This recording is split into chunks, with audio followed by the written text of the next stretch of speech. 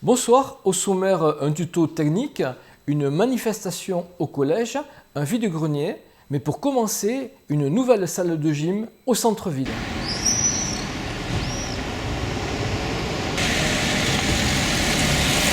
Voilà, donc Thomas Bouillère, éducateur sportif, donc gérant de la salle donc Studio Training qui se lance aujourd'hui, donc le 4 mai 2019.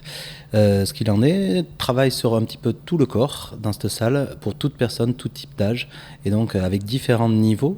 Au rez-de-chaussée, des machines dernière génération, toutes connectées, qui nous permettent de travailler de manière individualisée. Il y a 12 machines, 6 pour le côté cardiovasculaire, 6 pour le côté renforcement. Elles sont toutes cette petite borne. Sur cette petite borne, on va rentrer nom, prénom, notre poids, notre taille, nos références physiques et nos objectifs. À partir de là, j'offre aux personnes un petit badge qu'on viendra badger ici et qui va nous connecter à toutes les machines. Toutes les machines vont nous reconnaître et donc vont bouger en fait, si vous voulez, en s'adaptant à notre taille. Donc, je vais vous montrer ici par exemple le vélo, la selle du vélo par pression hydraulique, le vélo va vous reconnaître, la selle va monter toute seule ou descendre toute seule en vous reconnaissant pour s'adapter à votre dimension physique. Voilà. Au premier étage, on va commencer à travailler avec des machines un petit peu plus traditionnelles, des barres de muscu, des poids, des haltères et une préparation physique. Voilà, avec une piste de course, voilà, pas mal d'agrès qui nous permettent de pousser la préparation un petit peu plus loin. Et enfin, au deuxième étage, la salle de cours collectif ainsi que les vestiaires femmes, j'en ai pas parlé, vestiaires hommes bien sûr au rez-de-chaussée aussi. Voilà. Et quel est votre parcours ?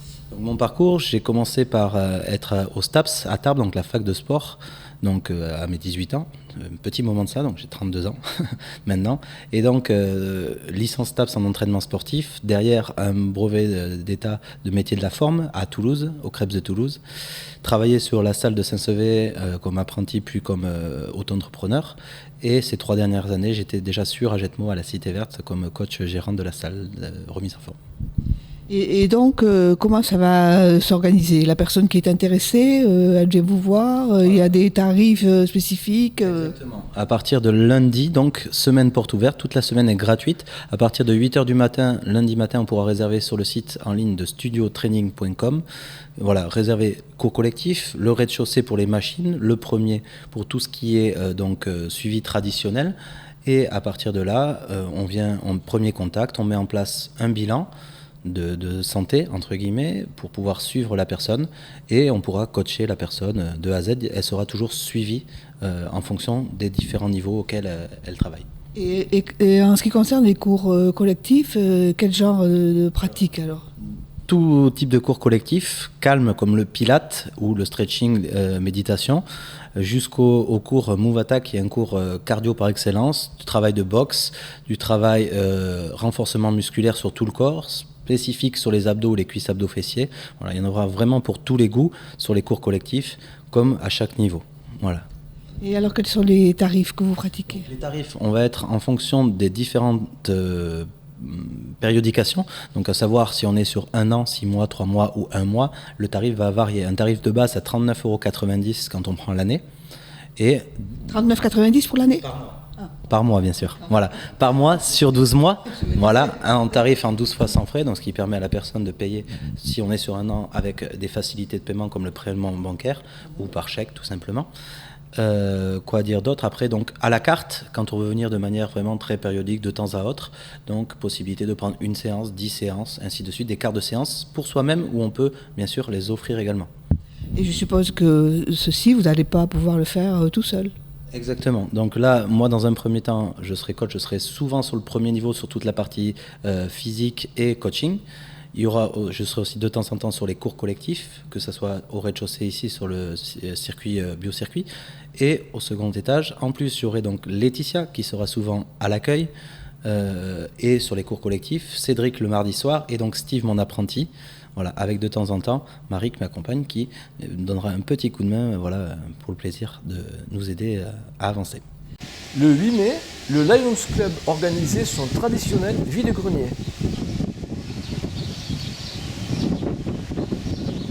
Alors le 8 mai, comme chaque année, le Lions Club International, dont je suis la présidente depuis 3 ans, nous organisons ce vide-grenier. C'est au profit des associations caritatives qu'il y a sur la commune. Donc tous les bénéfices que nous avons récoltés seront versés donc à ces associations. Nous avons comme but justement de faire beaucoup de vide-greniers, de concerts pour justement aider les gens qui sont dans la nécessité par le biais des associations dont ils font partie. Et alors comment c'est organisé aujourd'hui? Aujourd'hui, comment c'est organisé? Eh bien, par la presse, nous avons des affiches, nous avons Facebook maintenant qui est très à la mode pour divulguer notre vide-grenier. Nous sommes plusieurs à être venus hier soir pour préparer les arènes. Toujours des bénévoles.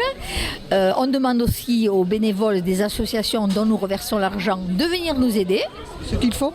Comme je dis, pas d'aide, pas de chèque, donc tout le monde arrive, bien sûr. Et oui, nous avons beaucoup de monde qui vient nous aider. Voilà. Et donc là aussi aujourd'hui, derrière nous, les dames font les crêpes, les hommes font les sandwichs, nous revendons. Et il y a aussi un repas? Non. Non, sandwich et crêpes. Et boissons, c'est tout. Oui. Et alors ensuite, pour répartir les bénéfices, vous faites comment? Alors, on a 4 associations, donc on va reverser aux 4 associations la même somme, bien sûr. Ceux qui viennent nous aider, on répartit aux 4 associations. Voilà. Et normalement, vous avez beaucoup de bénéfices et ça a beaucoup de succès, ce genre de manifestation? Tout à fait. On a beaucoup de... Oui, là j'ai fait quand même 220 mètres à l'intérieur, à 4 € le mètre, donc vous voyez ce que ça fait. Donc c'est très bien. On vend. Alors sur 200 mètres, on peut calculer sur 55 exposants. Voilà. Bon, et donc c'est quelque chose qui se renouvelle tous les ans parce que ça marche bien. Tous les ans parce que la commune d'Agedmo nous prête le chapiteau. Comme nous sommes association caritative, on a droit à 2 prêts par la ville. Donc le 8 mai, le chapiteau, et le dimanche de fête d'Agedmo, la commune nous prête le marché couvert à titre gracieux. Et vous avez d'autres manifestations en projet? Alors c'est 2, donc toujours le 8 mai et toujours les fêtes d'Agedmo le dimanche. Après nous faisons le Téléthon, bien sûr le Téléthon, et après nous faisons un concert et une conférence dans l'année. Voilà. Bon, merci bien. À Sainte-Colombe, on travaille aussi le lien social. Alors, mon rôle est de président de l'Amicale du Laudon. L'Amicale du Laudon, c'est une association qui a été créée au niveau du conseil municipal de Sainte-Colombe dans le cadre de la licence donc, pour le bar du Trinquet. Nous avons un bureau, donc je suis président, Éric Lesbarrère est secrétaire, Sylvie Donis est trésorière, et ensuite nous avons 3 autres membres donc, qui font partie du bureau. Alors, comme activité, donc, nous avons prévu aujourd'hui, c'est en mai 2019, d'ouvrir le bar du Trinquet le dimanche matin à toute la population de Sainte-Colombe et autres s'il y a du passage, si les gens veulent venir. Et principalement, donc, nous avions décidé d'ouvrir ce bar du Trinquet pour distribuer le sud-ouest le dimanche et également faire un petit point de rencontre au niveau du bar du Trinquet. Voilà, alors le but c'était, donc on en parlait depuis quelques années au niveau du conseil municipal, on souhaitait recréer un lien de rencontre le dimanche matin pour certaines personnes, suite donc à la fermeture du bar chez Jeannot qui se trouvait au centre du bourg. Et donc le dimanche matin, il y avait la vente de journaux au niveau également de la vente de boissons, de café, voilà. Alors le fonctionnement, donc nous avons donc des personnes volontaires au niveau des associations qui vont s'associer donc aux membres du conseil municipal qui seront là donc le dimanche matin. Alors on fonctionnera avec des équipes de 2 personnes. Bon, aujourd'hui nous sommes 4 puisque c'est le jour d'ouverture. Monsieur le maire, le secrétaire, la trésorière et le président de l'Amicale du Laudon. Alors tous les dimanches après il y aura un planning qui sera établi. Et il y aura 2 personnes donc, qui se sont portées volontaires, comme je disais, et qui assureront la permanence au Trinquet le dimanche matin. Pour l'instant, les horaires d'ouverture se font de 8h à 13h tous les dimanches matins. Donc après, peut-être qu'on ajustera peut-être l'ouverture un peu plus tard, ça dépendra à 9h minimum quoi, d'ouverture le matin. En fonction des gens qui viendront entre 8 et 9h, s'il y a beaucoup de monde ou pas. Pour ceux qui ne l'auraient pas vu sur internet, voici un reportage sur la manifestation des enseignants jeudi 2 mai. Bien, alors est-ce que vous pouvez nous dire quelles sont vos revendications? Mais nous, au collège d'Agetmo, on demande l'ouverture d'une classe en 3e parce que pour l'instant, les effectifs pour l'année prochaine, 2019-2020, seraient autour de 30 élèves par classe. Donc on demande l'ouverture d'une classe pour pouvoir travailler dans de bonnes conditions, sachant qu'actuellement, les classes du collège d'Agetmo, en majorité, ne peuvent accueillir qu'un maximum de 27 élèves. Est-ce que vous êtes en zone prioritaire? On n'est pas en zone prioritaire, non, mais les classes qui ont été réalisées en fait par le conseil départemental ne peuvent accueillir que des classes de 27 élèves maximum. Donc on se retrouverait dans une situation où on ne pourrait pas faire entrer tous les élèves. Et on n'est pas aussi en éducation prioritaire, mais par contre la zone autour d'Agetmo est en train de se paupériser, donc on a de plus en plus d'élèves en situation socialement difficile, ce qui fait qu'on demande pour qu'ils puissent réussir d'obtenir des classes à effectifs réduits. Et il y a aussi des revendications de la part du personnel de service?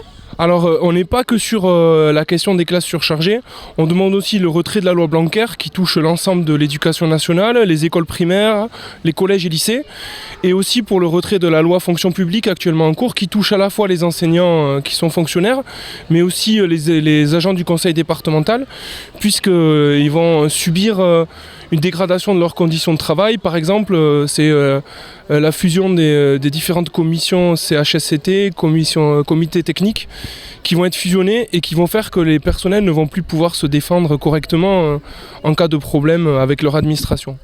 Mais en ce qui les concerne, il n'y a pas de suppression de postes. Alors il faut savoir que Macron avait prévu de diminuer le nombre de fonctionnaires de 120 000. Donc on a des craintes vis-à-vis des postes, notamment par exemple sur la réforme du lycée, où en fait on crée de nouvelles options, on supprime les filières, et une des conséquences ça va être la suppression de postes. La deuxième heure obligatoire aussi qui sera imposée aux enseignants, c'est aussi en vue d'économiser des postes. C'est-à-dire que les heures qui vont être imposées aux enseignants en plus, ce sont aussi des postes à long terme qui vont être supprimés à la place. Donc vous êtes vigilant? Donc on est vigilant et on est mobilisé puisque nous on va rencontrer le directeur académique très rapidement. Donc on espère obtenir l'ouverture de la classe de 3e dès septembre. Bien, je vous remercie. Oui, bonjour, je m'appelle Sandrine, je suis AESH pour un élève dans un collège. Expliquez-nous bien en quoi consiste votre fonction. Parce que les sigles, vous savez, c'est un peu compliqué. Alors ma fonction, en fait, c'est de m'occuper d'un enfant qui a un handicap, que ça peut être de la dyslexie, de la dysprasie, et en fait de pallier en fait à ses problèmes, donc soit à prendre les cours, soit à lui réexpliquer la consigne, voilà, et à faire en sorte qu'il puisse avoir une scolarité la plus normale et qu'on l'amène vers son autonomie en fait. Et vous êtes inquiète pour l'avenir alors ? Alors oui, on est un petit peu inquiète puisqu'on ne sait pas encore ce qui va se passer pour notre statut. Donc pour l'instant, on n'a aucune date ou aucun contrat prochain pour la rentrée. Donc pour l'instant, on est aussi, on ne sait pas ce que va devenir notre métier. Les enfants, enfin c'est surtout aussi les enfants, puisque c'est quand même eux qui sont concernés. Parce que c'est comme toujours, c'est-à-dire que c'est chaque année qu'on vous renouvelle le contrat. Oui, normalement c'est chaque année. Là, il y avait une promesse de nous faire un contrat de 3 ans et qui permettait en fait de pouvoir avoir un statut un peu plus stable entre guillemets de 3 ans. Et au bout de 5 ans, normalement, nous avions droit à un CDI. Et on ne sait toujours pas si ça sera le cas avéré ou pas. Et cet enfant dont vous vous occupez, il est en quelle classe ? Alors l'enfant que je m'occupe est en 5e. Donc l'année prochaine, il aura encore besoin de vous ? Pour l'instant, oui, il aura besoin de moi sûrement l'année prochaine et sûrement encore en 3e. Bien, écoutez, merci pour tous ces renseignements. Merci.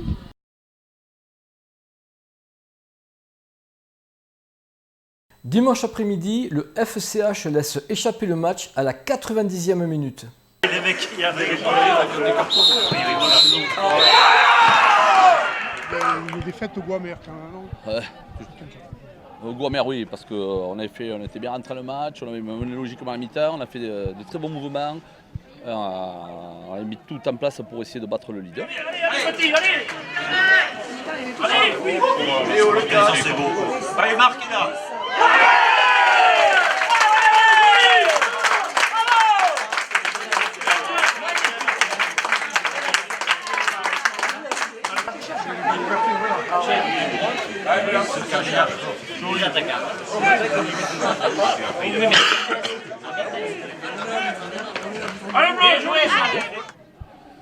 On n'a pas su tuer la rencontre, on a eu des opportunités, on a eu des travers, on a eu des centres, des frappes. On n'a pas pu me doubler la mise, ce qui est bien dommage. Allez, petit lui, joli.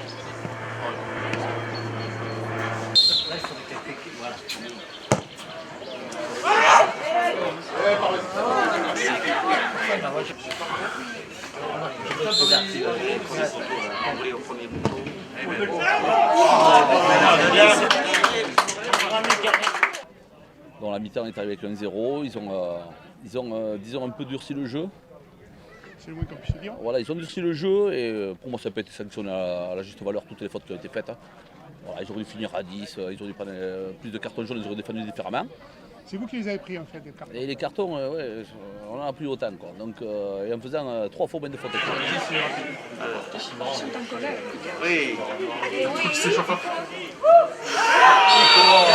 Et voilà. Et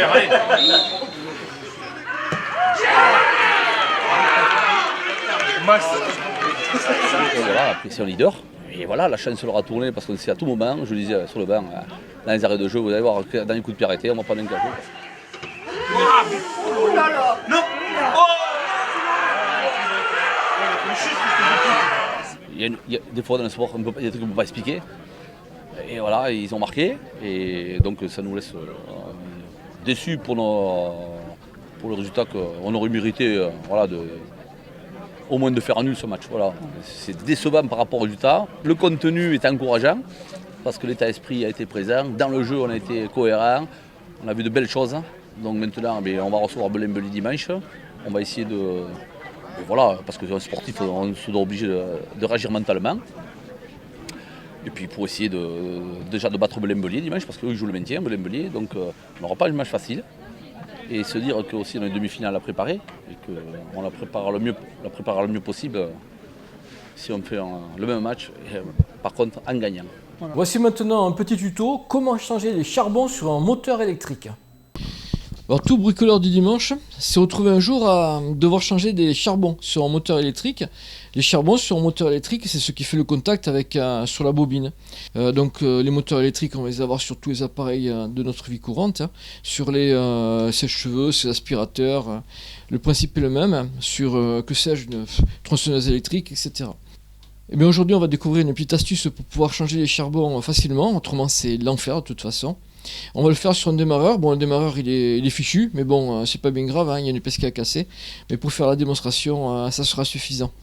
Bon, je vais commencer déjà par la remonter pour le remettre un petit peu en place. Donc on va remettre le moteur de la bobine dans l'aimant. Forcer un peu, voilà.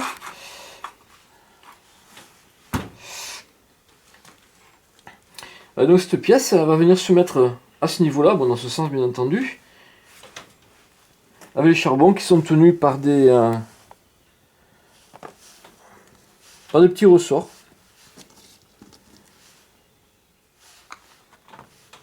On va les mettre dans les taux, ça sera plus facile.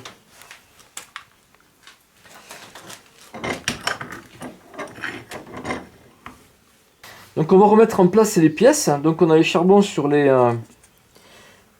petits ressorts ici.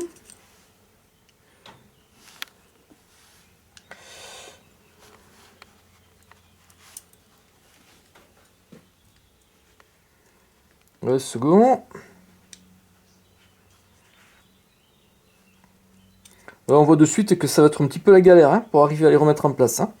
Dès qu'on les enfonce, ils ressortent. Les ressorts font leur office. Hein. Pour réaliser cette manipulation facilement, on va avoir besoin d'un morceau de grillage. Moi, j'avais ça qui traînait dans l'atelier. Et d'une pince coupante.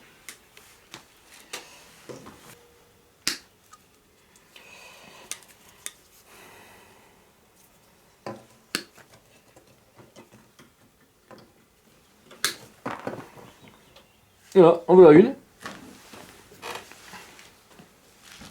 Je vais couper celle-là. Voilà. Voilà, donc maintenant on va mettre en place les griffes qui vont retenir les charbons, évidemment sur la partie opposée.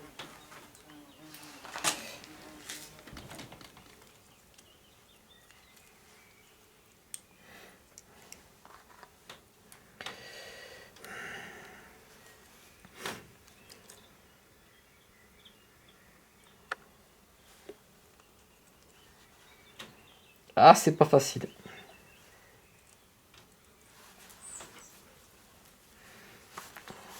En bricolage, rien n'est donné. Hein. Voilà, une qui est passée. Voilà, donc les 4 petites griffes sont en place. On voit bien qu'on a libéré le centre. On va le mettre en place. Alors là, attention les yeux, bien entendu, ça risque de sauter tout ça. Hein. On y va.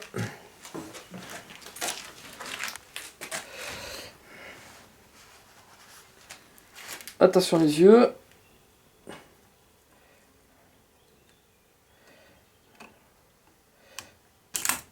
Voilà. C'est passé. Donc voilà, ça nous aurait pris des heures. Enfin, je sais même pas si on aurait réussi à le faire autrement que comme ça. Et voilà, il suffit ensuite de remonter notre démarreur ou notre moteur électrique, quel qu'il soit. Hein. On remet en place. Donc logiquement, tout devrait marcher si ce n'est que celui-là. Bah, il est en panne. Hein. Ce journal est maintenant terminé. Merci beaucoup de votre attention.